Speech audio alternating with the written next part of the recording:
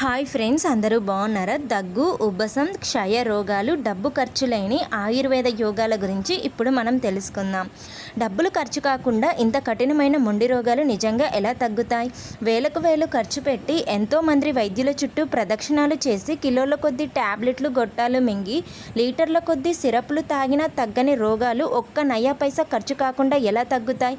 ఇలాంటి ఎన్నెన్నో సందేహాలు ప్రజల మనసుల్లో నాటుకుపోయి ఉన్నాయి. దాంతోపాటు డబ్బు బాగా ఖర్చు అయితే తప్ప జబ్బు నయం కాదనే భావన కూడా ప్రజల్లో ఉంది. ఎక్కువ ఫీజు తీసుకునే వైద్యులే గొప్ప వాళ్ళని, లక్షలకు లక్షలు ఖర్చు పెట్టించే సూపర్ స్పెషాలిటీ హాస్పిటల్లే గొప్ప వైద్యశాలలని జనం నమ్ముతున్నారు. ఇలాంటి అవాస్తవమైన, అనర్థదాయకమైన ఆలోచనలు మన సమాజంలో ప్రబలడం వల్ల మన వంటింటిలోనే అన్ని జబ్బులకు అద్భుతమైన ఔషధ గుణాలున్నాయని, మనం తినే తిండిలోనే మన ఆరోగ్య రహస్యం దాగి ఉందనే నగ్న సత్యం ఎవరు గుర్తించటం లేదు. అందుకే ప్రజలు వాస్తవాలు తెలిపేందుకు మన భారతీయ ఆయుర్వేద గ్రంథాలలోని శాస్త్రీయ ఔషధ రహస్యాలను మనం ఇప్పుడు తెలుసుకుందాం. మనం ఇప్పుడు అల్లం అలాగే తేనెను ఉపయోగించి దగ్గు సమస్యను ఎలా తగ్గించుకోవాలో ఇప్పుడు మనం తెలుసుకుందాం. అల్లం రసం 5 గ్రాములు, తేనె 2.5 గ్రాములు కలిపి ఒక మోతాదుగా 2 పూటలా సేవిస్తూ ఉంటే దగ్గులు తగ్గిపోతాయి. ఇప్పుడు మనం ఘోరమైన ఉబ్బసాన్ని ఎలా తగ్గించుకోవాలో ఇప్పుడు మనం తెలుసుకుందాం. 50 గ్రాముల గోధుమలు, 50 గ్రాముల మంచి పసుపు కొమ్ములు తీసుకోవాలి. పసుపు కొమ్ములు చిన్న చిన్న ముక్కలుగా విరగొట్టాలి. తరువాత గోధుమల్ని, పసుపు కొమ్ముల ముక్కల్ని విడివిడిగా వేయించాలి. ఎలా వేయించాలంటే పొయ్యి మీద మట్టి మూకుడు పెట్టి సన్న మంటతో వేడి చేస్తూ ఆ మూకుడులో గోధుమలను, పసుపు కొమ్ములను వేసి దూరగా వేయించాలి.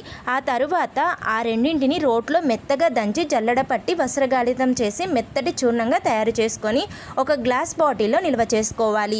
ఈ చూర్ణాన్ని 2 పూటల పూటకు 2.5 గ్రాముల మోతాదుగా మంచినీళ్లు అనుపానంతో సేవిస్తూ ఉండాలి. ఇలా సేవిస్తూ ఉంటే 2-3 వారాలలోనే మంచి ఫలితం కనిపిస్తుంది. క్రమంగా ఎంతకాలం నుంచి వేధిస్తూ మొండి ఉబ్బసమైన సమూలంగా హరించిపోతుంది. అయితే ఉబ్బసం వ్యాధికి ఏం తినవచ్చు, ఏం తినకూడదు అనే విషయాల్ని తెలుసుకొని సరైన ఆహారం తీసుకుంటూ ఈ ఔషధం వాడాలి. దగ్గులో రక్తం పడుతుండే సమస్యను ఎలా తగ్గించుకోవాలో ఇప్పుడు మనం తెలుసుకుందాం. ధనియాలు దోరగా ఎండబెట్టి మెత్తటి చూర్ణం దంచుకోవాలి. ఆ చూర్ణాన్ని పూటకు 5 గ్రాముల మోతాదుగా పటిక బెల్లం పొడి కలుపుకొని తింటూ ఉంటే అతి శీఘ్రంగా దగ్గులో రక్తం పడే వ్యాధి తగ్గిపోతుంది. అలాగే ఇప్పుడు మనం దగ్గు సమస్యను పసుపు కొమ్ములతో ఎలా తగ్గించుకోవాలో ఇప్పుడు మనం తెలుసుకుందాం. పసుపు కొమ్ములను చిన్న చిన్న ముక్కలుగా విరిచి బాండీలో వేసి సన్న సెగ మీద దోరగా వేయించాలి. తరువాత వాటిని భద్రపరుచుకొని దగ్గు వచ్చినప్పుడు 1-2 ముక్కల్ని బుగ్గన పెట్టుకొని చప్పరిస్తూ ఉంటే దగ్గులు తగ్గిపోతాయి. ఇప్పుడు మనం దానిమ్మకాయల పై బెరడుతో కోరింత దగ్గును ఎలా తగ్గించుకోవాలో ఇప్పుడు మనం తెలుసుకుందాం. దానిమ్మకాయల పై బెరడును బాండీలో వేసి సన్న సెగ మీద దోరగా వేయించి మెత్తటి చూర్ణంగా తయారు చేసుకోవాలి. ఆ చూర్ణాన్ని పూటకు 3 వేళ్లకు వచ్చినంత తీసుకొని అందులో తేనె కలిపి సేవించాలి. ఇలా 2 పూటలా చేస్తూ ఉంటే కోరింత దగ్గు తగ్గిపోతుంది. మరిన్ని ఇన్ఫర్మేషన్ వీడియోస్ కోసం మన ఛానల్ని సబ్స్క్రైబ్ చేసుకొని పక్కనే ఉన్న బెల్ ఐకాన్ని క్లిక్ చేయండి.